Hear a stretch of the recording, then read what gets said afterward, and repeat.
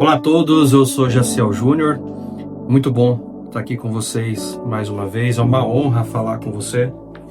E nesse canal aqui nós mergulhamos nas verdades bíblicas para poder encontrar respostas e luz também para a nossa jornada aqui nesse mundo. E hoje nós vamos confrontar uma história que à primeira vista pode parecer distante, quase uma história de terror antiga. Mas eu prometo para você que essa história que você vai conhecer aqui hoje é sobre você, é sobre mim, é sobre o nosso tempo. Nós vamos falar sobre a história do homem que Jesus libertou dos seus demônios. É uma história que a gente pode chamar de grito no cemitério. Daqui a pouco você vai conhecer. Mas antes de nós adentrarmos nessa narrativa poderosa, se essa mensagem tocar o seu coração, e eu creio que vai tocar no seu coração, por favor, curta esse vídeo, deixe o seu comentário, compartilhe suas reflexões sobre esse assunto, compartilhe também esse vídeo com alguém que precisa de libertação hoje.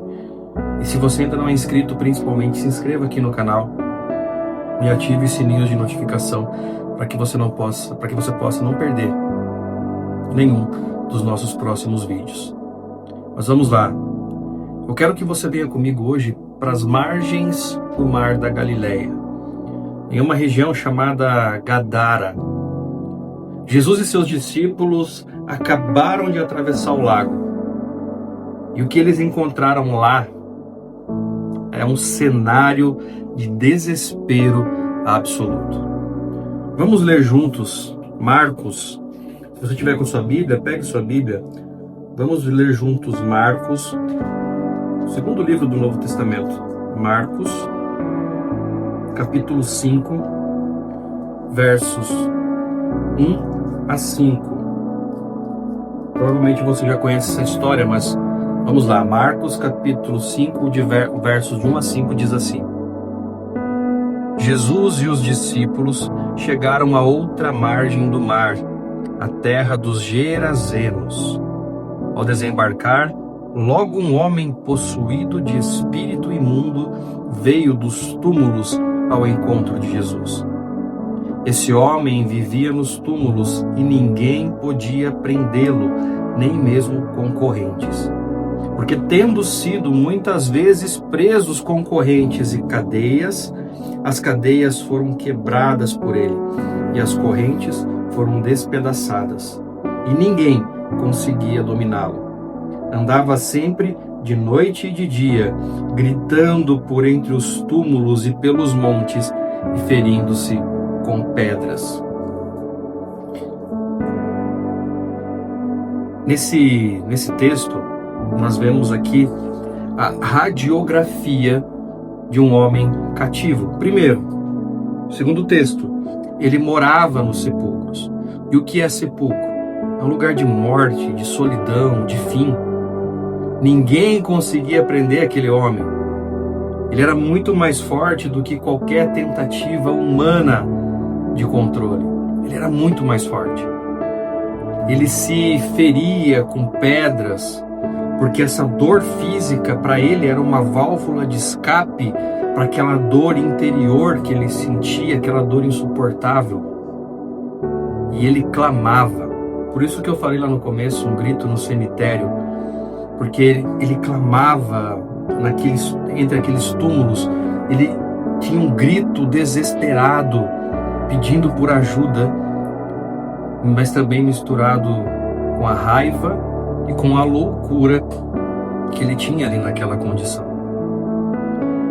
Agora, vamos trazer isso para o nosso tempo.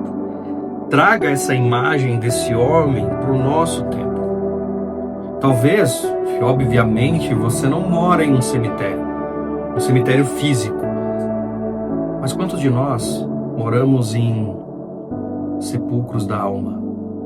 Nesses cemitérios de sonhos perdidos, no cemitério de relacionamentos desfeitos, no cemitério de promessas não cumpridas. Quanto de nós, assim como esse gadareno, tentamos nos prender com cadeias humanas, com correntes humanas.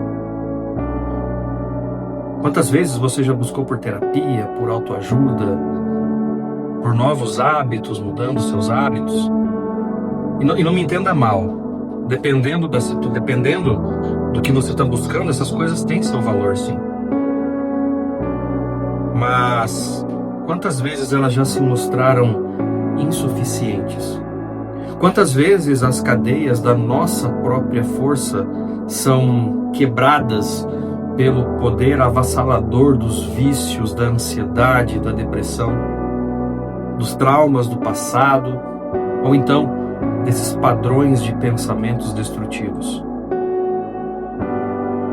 Assim como o gadareno fazia ou faria, muitos de nós também fazemos hoje. Assim como o gadareno se feria, muitos de nós nos ferimos hoje. Mas como nos ferimos, Jaciel? Ele se feria com pedra, sim. E nós nos ferimos com autossabotagem, com a culpa, com a amargura, com a fofoca, com a incapacidade de perdoar. Isso tudo são pedras que nós usamos para nos machucar, tentando aliviar uma dor que nós não sabemos nomear. Mas a história continua e Jesus faz uma pergunta crucial. Vamos ler agora, continuando ali em Marcos capítulo 5, mas lá já no versículo 9. Então Jesus lhe perguntou: qual é o seu nome? E ele respondeu: Legião é o meu nome, porque somos muitos. Vamos voltar um pouquinho. Deixa eu pra gente pegar o contexto. Vamos ler lá do verso 6 em diante, tá? Do 6 até o 9. O verso 6 começa assim: quando de longe viu Jesus, correu e prostrou-se diante dele, gritando em alta voz: o que você quer comigo, Jesus, Filho do Deus Altíssimo? Por Deus, peço-lhe que não me atormente. Ele disse isso porque Jesus tinha dito a ele: espírito imundo, saia desse homem. E aí vem o versículo 9 que diz: então Jesus lhe perguntou: qual é o seu nome? E ele respondeu: Legião é meu nome, porque somos muitos. A primeira coisa que esse homem faz ao ver Jesus é correr e adorar Jesus. Ele correu, se prostrou diante de Jesus. Mesmo possesso, havia algo ali nele que reconhecia a autoridade de Cristo. Então o diálogo crucial continua ali. Quando Jesus pergunta qual é o seu nome, ele responde: Legião, porque nós somos muitos. E olha como isso é poderoso. Muitas vezes a nossa prisão não tem um único nome. Não é apenas uma ansiedade, não é apenas depressão, não é medo, não é raiva. É uma legião de medos, de culpas, de complexos, de feridas, coisas passadas que se acumularam e que hoje nos dominam. E olha só, eu me lembro quando eu estava preso nas técnicas de hipnose, de PNL, eu tentava ali, eu mesmo me reprogramar a minha mente. Só que ou também que seja, né, de outras pessoas também, mas o problema não era apenas um pensamento negativo. E quando você começa a cavocar, você percebe que tem uma legião de padrões, de crenças limitantes, de desejos egoístas, que me controlavam. E muitas vezes, assim como eu, as pessoas também vivem tentando lutar contra uma legião, mas elas tentam lutar com as suas próprias forças, com ferramentas que, poderosas, embora poderosas ali no nível humano, não tinha realmente o poder sobre o que me prendia. Jesus não se intimida com a quantidade ou a intensidade dos demônios, dos seus demônios, dos meus demônios. Ele quer saber qual é o nome da sua prisão. porque só Ele tem o poder de libertar você de cada uma delas. Ele quer expor a legião que te atormenta, para aí sim desmantelá-la. Querido, querida, Jesus reconhece o nome de cada prisão que te domina. E o poder dele é maior do que qualquer legião que domina você. Mas aí, continuando aqui na história do Gadareno, nós vamos lá para os versículos de 15 a 20, para o final da história. E essa história tem um final glorioso. Lá diz assim: aproximando-se de Jesus, viram o endemoniado, o que antes estava dominado pela legião, assentado, vestido em perfeito juízo, e temeram. Os que haviam presenciado os fatos contaram-lhes o que havia acontecido ao endemoniado, e também falaram a respeito dos porcos, e começaram a pedir com insistência que Jesus se retirasse da terra deles. E quando Jesus estava entrando no barco, aqueles que antes estavam possuídos pelos demônios pediu com insistência que Jesus o deixasse ficar com ele. Aqui era o Gadareno pedindo para ficar com Jesus, para acompanhar Jesus. Mas Jesus, porém, não o permitiu. Ao contrário, ordenou-lhe: vá para sua casa, para os seus parentes, e conte-lhes tudo o que o Senhor fez por você e como ele teve compaixão de você. Então, ele foi e começou a proclamar em Decápolis tudo o que Jesus lhe tinha feito, e todos se admiraram. Olha que incrível!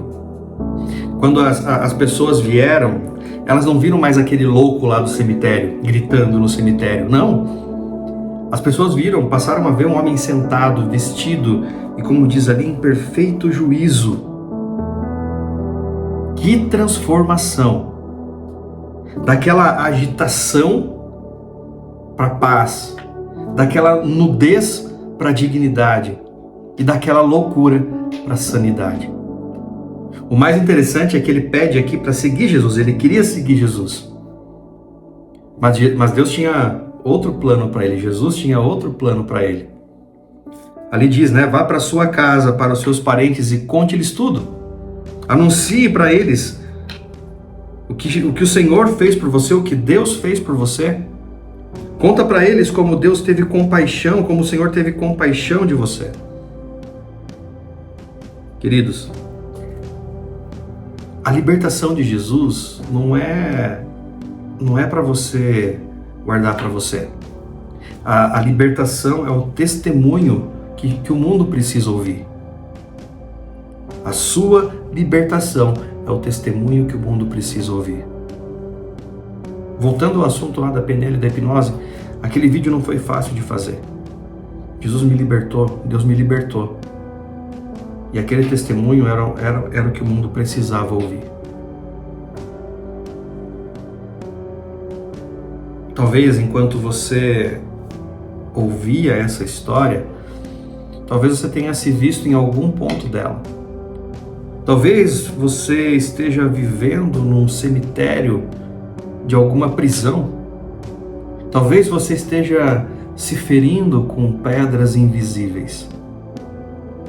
Ou então talvez você esteja lutando contra uma legião de problemas que parecem não ter fim. Eu quero te dizer uma coisa, meu amigo e minha amiga. Jesus está aqui. Jesus está aí com você. E Ele não veio para te julgar, Ele veio para te libertar. Ele conhece o nome da sua prisão e Ele tem todo o poder para te dar paz, para te dar dignidade, para te dar sanidade. Então, eu quero deixar alguns desafios para vocês aqui. Um desafio prático para você, 3 desafios. O primeiro desafio é você identificar qual é essa prisão. Qual é o cemitério que você tem habitado? Qual é a pedra que você tem usado para se ferir? Qual é o nome da legião que te atormenta? É ansiedade? É culpa? É depressão? É medo? É raiva? Eu não sei. Falta de perdão? Eu não sei.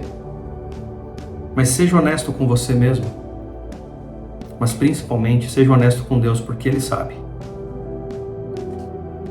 O segundo desafio é você clamar a Jesus. Assim como aquele gadareno correu, adorou Jesus, se prostrou diante de Jesus, faça isso também. Corra para Jesus, não com as suas forças, mas sim com vulnerabilidade. Seja humilde, se humilhe e peça para que Ele intervenha na sua vida. Em terceiro lugar, talvez o desafio mais difícil desses três. Compartilhe a sua história quando for o tempo. Quando Jesus te libertar, não se cale. Use a sua história para levar esperança às outras pessoas. Não por orgulho, não pelo meu ego, mas eu fiz isso e foi muito bom. É libertador. Liberta, é um processo. E quando você testemunha e ouve as pessoas reconhecendo e fazendo parte também da sua história, porque passam pelas mesmas coisas, é maravilhoso. Então, assim que você se sentir libertado por Jesus, conte para as pessoas, use a sua história para que outras pessoas também possam ter esperança nessa libertação. Querido, minha querida, eu quero orar com você, porque nós precisamos e nós podemos ser como esse gadareno. Nós podemos também ser libertos por Jesus. Então, eu quero que você nesse momento feche seus olhos e ore comigo, pedindo por essa libertação. Feche os olhos. Pai amado, Senhor Deus, nós te agradecemos pelo teu poder. Nós te agradecemos pelo teu poder libertador, Senhor. Pelo poder que transformou o gadareno e que pode transformar a vida de cada um de nós. Que cada pessoa que ouviu essa mensagem sinta a tua presença libertadora agora. Que a tua verdade, Senhor, quebre todas as cadeias, todas as correntes. Expulsa, Senhor, toda a legião de medos e traga paz, juízo e propósito.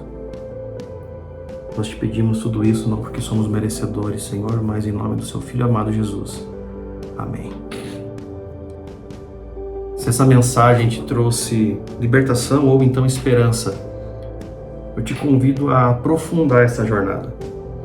Me mande uma mensagem ou clique agora mesmo no link que vai estar aqui nos comentários e também no primeiro comentário fixado na descrição do vídeo também, para saber mais sobre o meu trabalho como coach mentor cristão, para que nós possamos juntos viver uma liberdade e um propósito em Cristo Jesus. Deixa aqui teus comentários, se inscreve, curte, compartilha e a gente se vê no próximo vídeo. Fica com Deus.